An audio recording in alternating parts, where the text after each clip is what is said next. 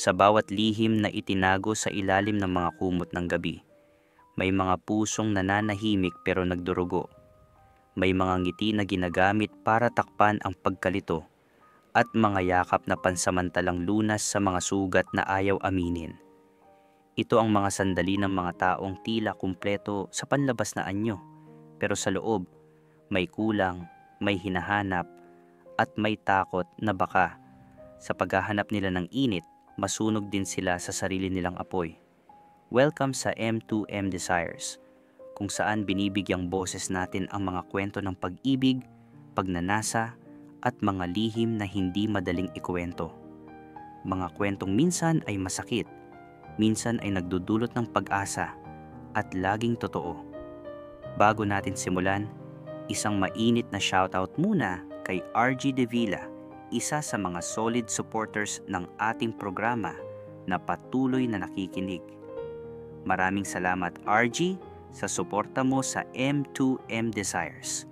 Kaya kung handa ka nang maramdaman ang bigat at katotohanan ng isang pusong hindi nakontento sa iisang yakap, tara simulan na natin ang kwento. Kuya Will, alam ko, marami na kayong naririnig na kwento sa programang ito. Pero hindi ko alam kung pwede ko bang ibahagi ang sa akin. Baka medyo iba ito at medyo masakit. Ako si Jake, 24 na taong gulang. May jowa na matagal ko nang kasama. Si Leo, mahalaga siya sa akin. Mahal ko siya, talagang mahal. Pero hindi ko maipaliwanag kung bakit. May parte sa puso ko na tila hindi kontento. Parang may kulang na gusto kong punuin sa ibang paraan. Minsan, nakikipagkita ako sa iba. Palihim lang. Hindi dahil ayaw ko kay Leo, kundi kasi may ibang klase ng kiliti sa pakiramdam. Hindi ko rin alam kung tama ba to, pero yun ang totoo. May nakilala akong tao online. Tawagin natin siyang Kai. Mabilis kaming nagkaintindihan. Sa mga mensahe niya, sa mga biro at flirty na tono, naramdaman ko yung excitement na matagal ko nang hinahanap. Isang gabi, nagkita kami sa labas, sa isang maliit na coffee shop lang. Hindi ko akalaing mararamdaman ko ang ganitong init sa ilalim ng mesa habang hawak ang kamay niya. Hindi ko alam kung paano ko sasabihin sa inyo, pero habang naroon kami, naramdaman ko ang tibok ng puso ko na parang kumakawala sa dibdib. Parang unang beses ko lang naramdaman ito sa isang tao. Pero kasabay ng saya, naramdaman ko rin ang bigat, ang guilt, ang takot na baka masaktan si Leo kung malaman niya ang lihim ko. At alam ko, hindi fair to. Hindi fair sa kanya, hindi fair sa sarili ko. Kahit na masarap at nakakakilig, alam ko sa sarili ko na may hangganan ito. May parte ng puso ko na nag-iingat, na nagsasabing, Jake, kailangan mong harapin ang katotohanan bago masaktan kayong lahat. At sa gabing iyon, habang naglalakad pa uwi, bit-bit ang halik na parang apoy pa rin sa labi ko. Alam ko, hindi na ito basta laro lang. May bagong damdamin na nabuo, may bagong lihim na bumigat sa akin. At sa unang pagkakataon, ramdam ko na ang pagiging tapat sa sarili ay kasing bigat ng pagiging tapat sa taong mahal mo. Kuya Will, hindi ko alam kung paano nagsimula ang lahat pero isang gabi, nahuli ako ni Leo. Hindi niya alam ang buong kwento pero ramdam niya na may itinatago ako. Naalala ko pa yung araw na yon. Pumasok siya sa kwarto ko, hawak ang telepono ko at may galit na lamig sa tingin niya. Jake, may kausap ka ba? Simpleng tanong lang pero ramdam ko agad ang bigat ng bawat salita.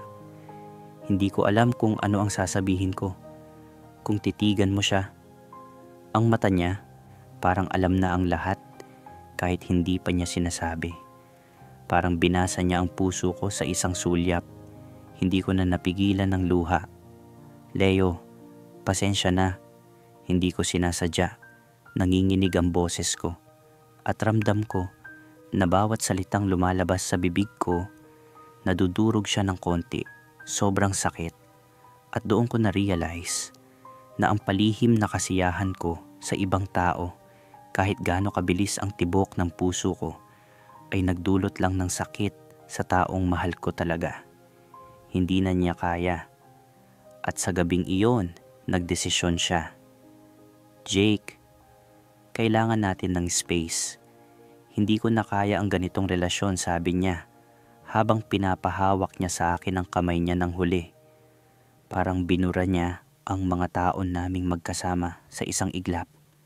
Parang may kumagat sa dibdib ko na hindi ko na mailalapat sa kahit anong salita. Umuwi ako na may luha sa pisngi, ang bigat ng pakiramdam, ang guilt, at ang tanong sa sarili ko, ano ba talaga ang gusto ko? Sa una, para lang sa kiliti, sa excitement. Pero ngayon, ramdam ko ang kawalan ng haligi sa puso ko. Parang wala na akong tahanan sa pagmamahal. Minsan, naiisip ko na baka deserve ko rin ang sakit na ito para maramdaman ko kung ano ang epekto ng pagtataksil.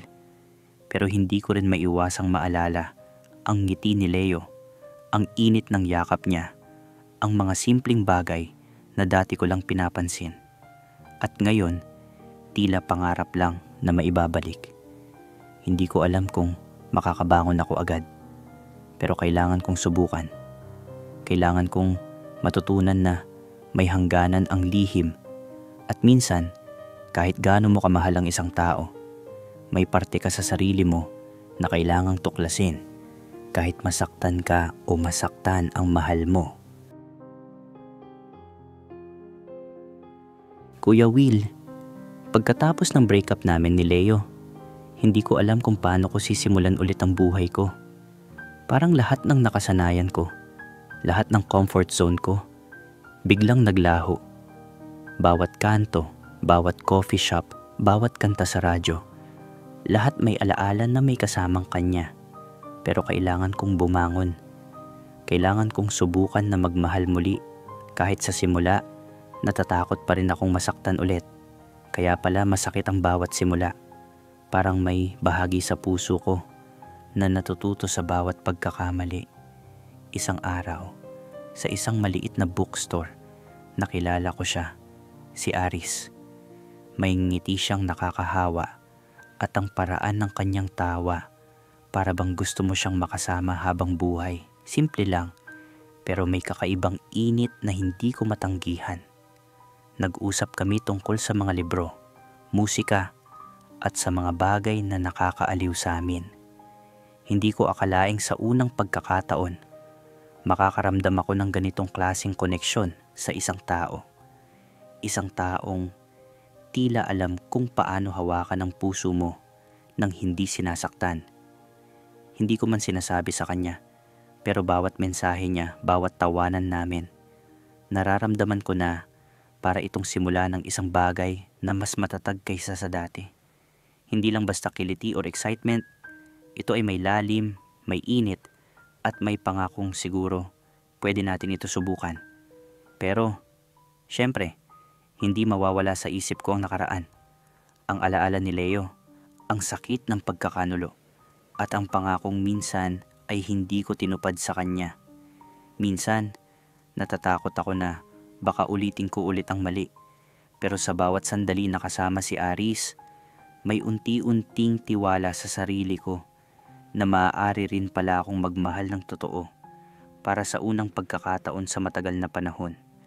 Sa gabing iyon, habang naglalakad pa uwi sa dilim, bit-bit ang bagong ngiti sa puso. Ramdam ko para itong panibagong simula. May halong excitement, may halong takot, at may halong pangarap. Kuya Will, para bang sinasabi ng puso ko, Jake, may pagkakataon kang magmahal ng buo. Huwag kang matakot. At sa unang pagkakataon, natanto ko, hindi lahat ng lihim ay kailangang maging kasalanan. May mga pagkakataon na pwede kang magsimula muli kahit na ang puso mo ay dati nang nasaktan. Kuya Will, hindi ko alam kung paano ko ipapaliwanag pero si Aris, ibang klase. Para siyang may kakayahang basahin ang puso mo kahit hindi mo sinasabi ang lahat. Sa bawat araw na magkasama kami, naramdaman ko ang isang bagay na matagal ko nang hinahanap, ang pagiging totoo sa sarili at sa taong kasama mo. Nagkakasama kami sa simpleng bagay. Paminsan-minsan, nagkakape sa tabi ng bookstore, naglalakad sa ilalim ng ulan, o simpleng nakaupo sa bench sa park habang pinagmamasdan ang mga bituin. Ang bawat sandali para bang isang eksena sa pelikula, pero mas totoo, mas matindi ang kilig at init. Sa unang pagkakataon, ramdam ko na maaaring magmahal ako nang hindi niloloko ang sarili ko. Hindi lang basta kiliti, hindi lang basta excitement, ito ay may lalim, may paninindigan. Para itong sinasabi ng puso ko, ito na ang tamang panahon, Jake. Pero, Kuya Will, may parte sa akin na hindi maalis ang takot. Takot na baka sa kabila ng lahat ng totoo, sa kabila ng mga ngiti at halik, may mga lihim na hindi ko alam kung darating sa akin. Dahil sa nakaraan, natutunan kong maging maingat, maging alerto.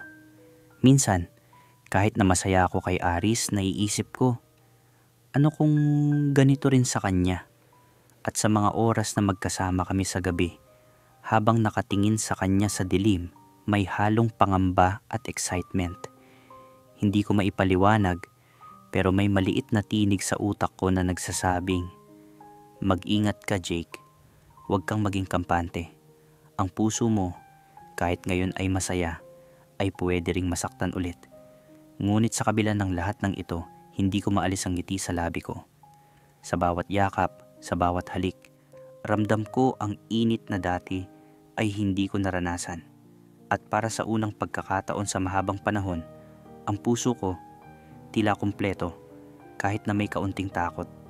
Kuya Will, ang relasyon namin ni Aris para sa akin ay panibagong pag-asa, panibagong simula. Ngunit kahit gaano kasaya, alam ko sa sarili ko, sa mundo ng pag-ibig, hindi lahat ng lihim ay mananatiling lihim at hindi lahat ng pangarap ay mananatiling ligtas.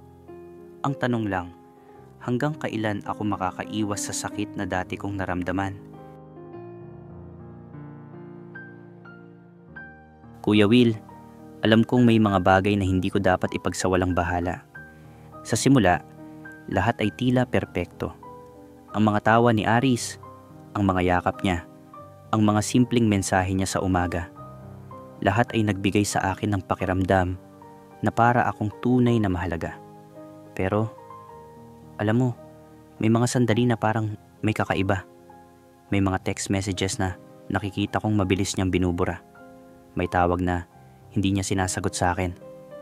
At may mga gabi na, kahit magkasama kami, ramdam ko ang distansya. Hindi ganap na malamig, pero may pagkakaibang nararamdaman sa pagitan namin. Sa umpisa, inisip ko na baka abala lang siya o may stress sa trabaho. Pero habang tumatagal, mas lumalalim ang pagdududa ko. May halong pangamba at takot sa dibdib ko na baka may itinatago siya. At alam mo, masakit isipin na sa unang pagkakataon na tunay akong nagmahal, parang nagbabalik ang takot na masaktan ulit.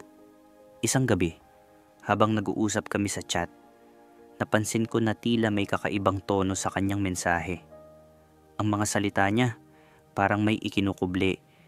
Hindi ko alam kung paano ko sasabihin, pero ramdam ko, may ibang tao sa likod ng mga ngiti at halik niya sa akin. Sinubukan kong huwag pansinin, gusto kong maniwala. Gusto kong maniwala na ang relasyon namin ay totoo, na ang init ng puso ko sa kanya ay hindi pa rin masisira. Pero minsan, hindi mo maiwasan ang duda na may mali. At habang sinusubukan kong magpakatatag, habang sinusubukan kong magtiwala, dumarating sa akin ang tanong, Jake, ikaw ba talaga ang mahal niya o isa ka lang sa mga nagdadaan sa buhay niya? Kuya Will, hindi ko alam kung paano haharapin ang ganitong damdamin. Ang takot na muli akong masaktan, ang lungkot na sa kabila ng lahat ng pagmamahal ko. maaaring hindi totoo ang nararamdaman niya para sa akin, at ang pangamba na baka paulit-ulit ang kasaysayan ng pagtataksil sa buhay ko.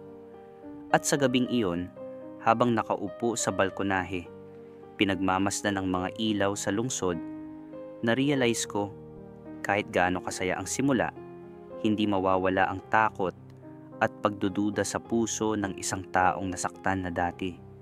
At kahit sa unang pagkakataon na akala ko ay magiging buo ang puso ko, may bahagi pa rin na nag-iingat na hindi pwede basta-basta magtiwala. Kuya Will, gusto ko sanang maniwala sa kanya. Gusto kong maniwala na si Aris ay totoo. Pero ramdam ko rin sa kauna-unahang pagkakataon ang bigat ng posibilidad na ang pag-ibig na ito ay pwede ring masaktan, katulad ng nangyari sa nakaraan.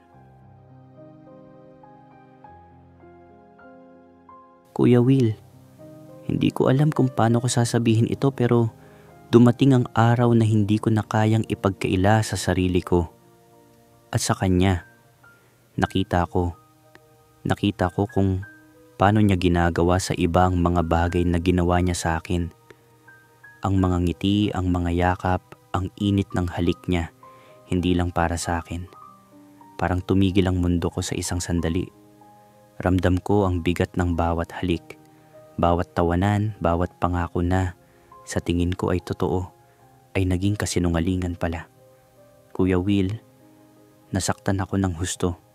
Hindi ko inasahan na sa unang pagkakataon na nagmahal ako ng totoo, sa unang pagkakataon na sinubukan kong maniwala sa isang tao, matutuklasan ko rin ang katulad na pagtataksil na dati ay ginawa ko rin sa iba.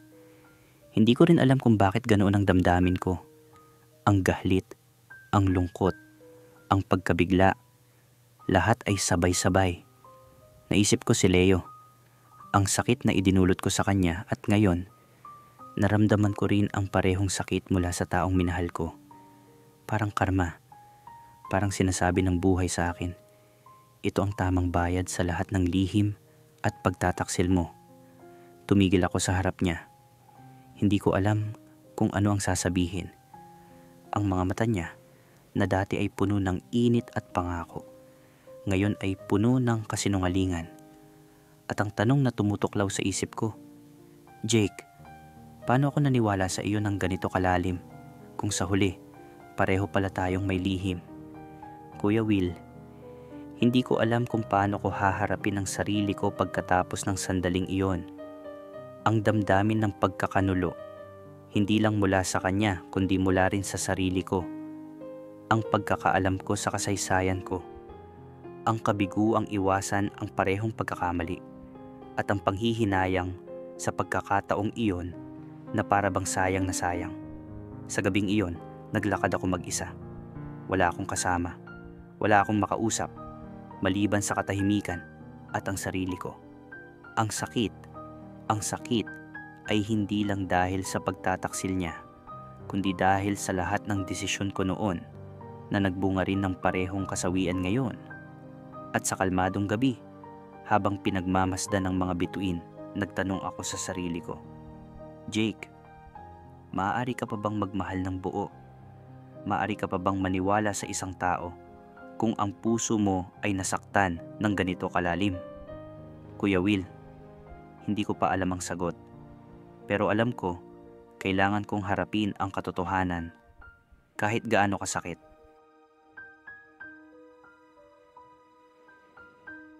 Kuya Will, matapos ang lahat ng nangyari, napagod ako. Sobrang pagod sa emosyon, sa pag-iyak, sa paniniwala sa maling tao, sa sarili ko. Parang gusto ko nang sumuko sa lahat, pero alam ko rin, hindi iyon ang solusyon. Kailangan kong ayusin ang sarili ko bago ko muling buksan ang puso ko sa kahit sino. Sa mga araw na iyon, naglakad-lakad ako sa mga paborito kong lugar, ang park kung saan madalas akong nag-iisip, sa tapat ng kafe kung saan dati ako, at si Leo nagkakape tuwing umaga. Pinagnilayan ko ang lahat, ang nakaraan, ang mga lihim, ang mga pagkakamali ko. Lahat ng iyon, Kuya Will, ay parang mabigat na bato na kailangang buhatin bago ako makagalaw. Natutunan kong tanggapin ang sakit. Natutunan kong hindi ito dapat itago. Hindi ito dapat ipikit ang mata. Ang sakit na naramdaman ko kay Aris ay parehong sakit na idinulot ko rin dati sa iba. At sa katotohanan, masakit man. Pero kailangan itong maramdaman para matuto. Para malaman ko kung ano ang tunay kong gusto sa isang relasyon. Minsan, natututo kang magtiwala sa sarili mo.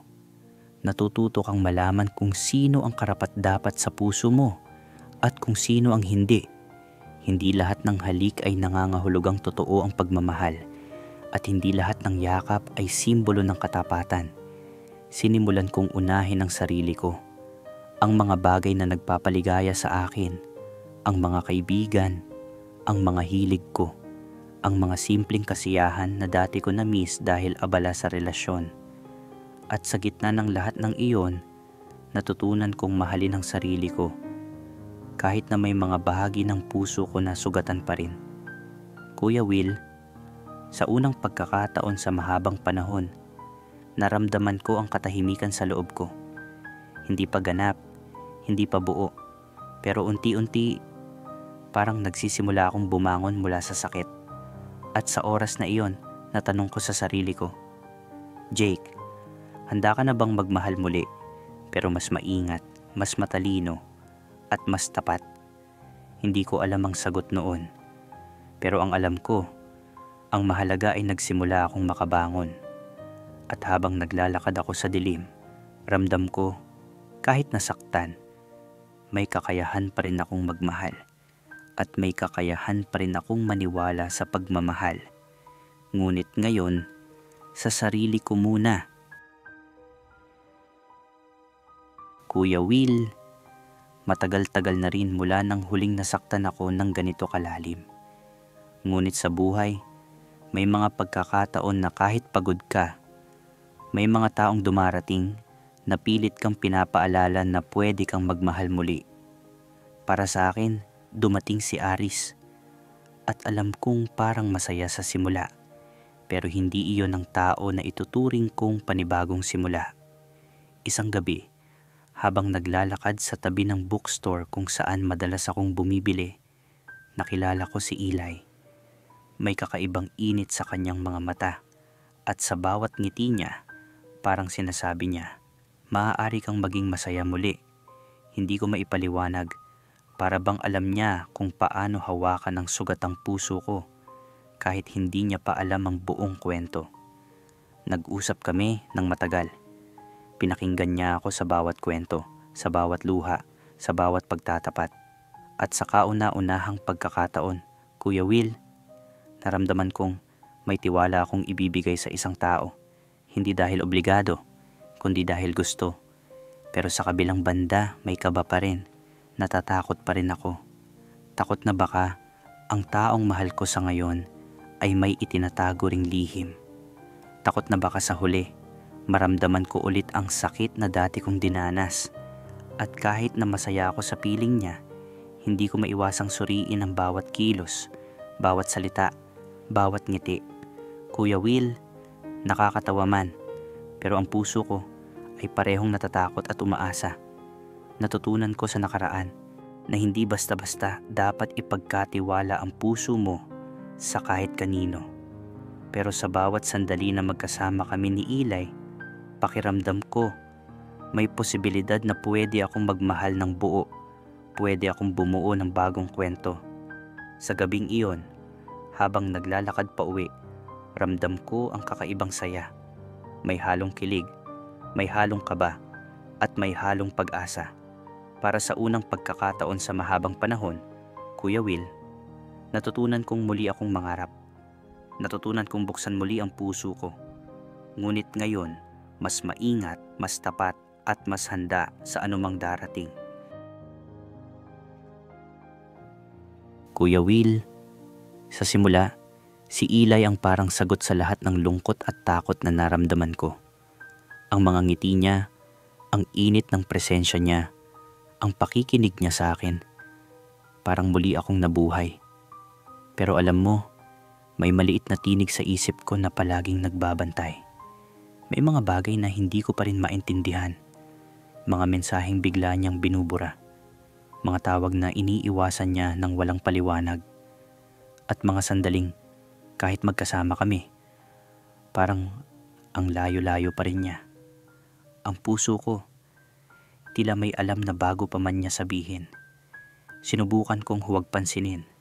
Sinubukan kong maniwala. Sinubukan kong maniwala sa pagkakataon na pwede akong magmahal ng buo. Pwede akong magtiwala. Pero bawat araw na lumilipas, may maliit na takot na unti-unti akong kinakain mula sa loob. Natatakot akong masaktan ulit. Natatakot akong masaktan sa parehong paraan na nasaktan ko dati. Isang gabi, habang magkasama kami sa isang maliit na cafe, napansin ko ang kakaibang tawa niya sa telepono. Hindi sa akin iyon nakatuon. Ang mga mata niya ay nagliwanag habang nagbibiruan sa kabilang linya at ramdam ko ang bigat sa dibdib ko. Parang naalala ko si Aris at ang pagtataksil niya. Hindi ko alam kung ito na ba ang senyales o simpleng coincidences lang.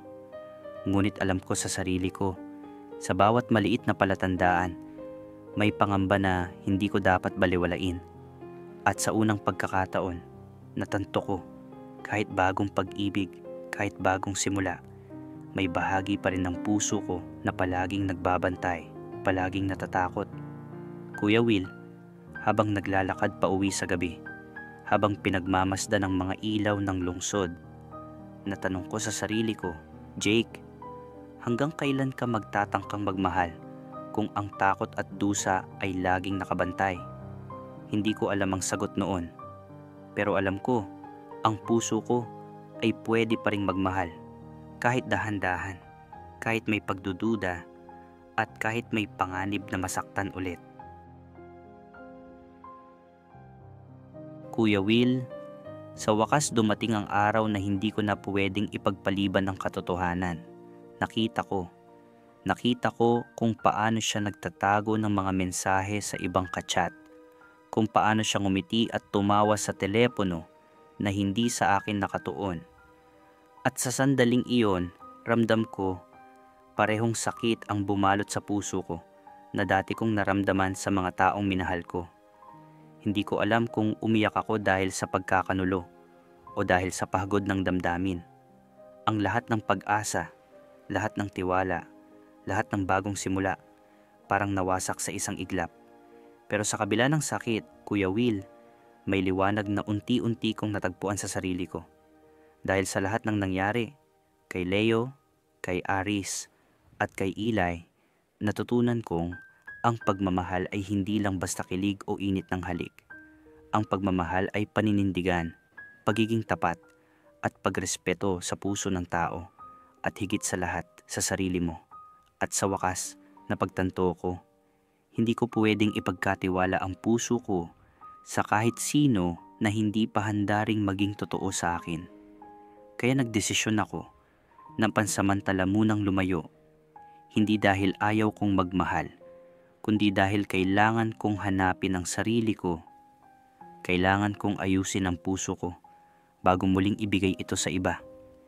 Hindi ko alam kung kailan darating ang tamang tao, pero alam ko, darating ang panahon na handa akong magmahal ng buo, ngunit sa tamang paraan, sa taong karapat-dapat, at sa oras na tama para sa akin.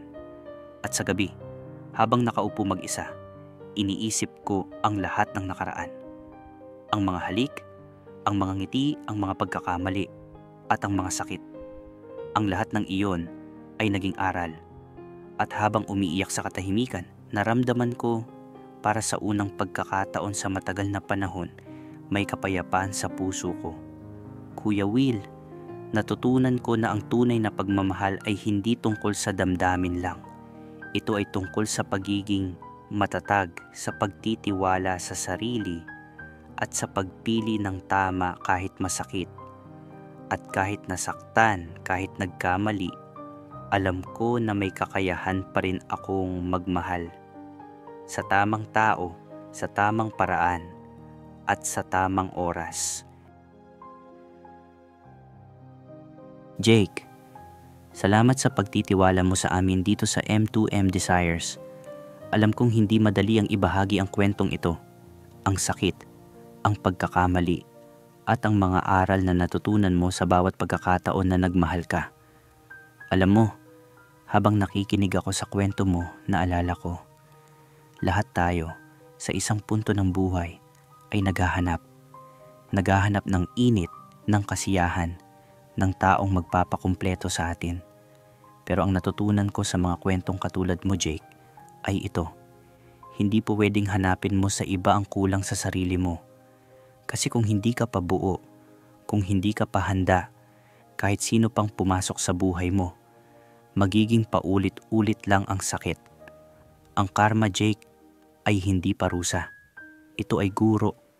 Pinapakita niya sa atin kung ano ang epekto ng ating mga desisyon. Hindi para durugin tayo, kundi para turuan tayo ng katotohanan. At sa kwento mo, nakita natin na ang sakit na ginawa mo kay Leo, naramdaman mo rin mula kay Aris at Eli. Pero hindi ibig sabihin noon, Jake, na hindi ka nakarapat-dapat sa tunay na pag-ibig. Ibig sabihin lang, kailangan mo munang mahalin ang sarili mo, ng totoo, ng buo. Sa mga nakikinig ngayong gabi, tandaan ninyo, ang pagmamahal ay hindi laro. Hindi ito tungkol sa ilan ang taong nagustuhan mo o gaano kadaming halik ang naibigay mo. Ang tunay na pagmamahal ay paninindigan, katapatan, respeto, hindi lang sa iba kundi una sa lahat sa sarili mo. At kay Jake, patuloy kang lumakad, kaibigan. Hanapin mo muna ang sarili mo, ayusin mo ang puso mo, at sa tamang panahon, darating ang taong hindi ka sasaktan, kundi mamahalin ka ng totoo. Hindi dahil perpekto ka, kundi dahil handa ka ng magmahal ng tama. Sa inyo naman mga ka-desires, ano ang masasabi ninyo sa kwento ni Jake?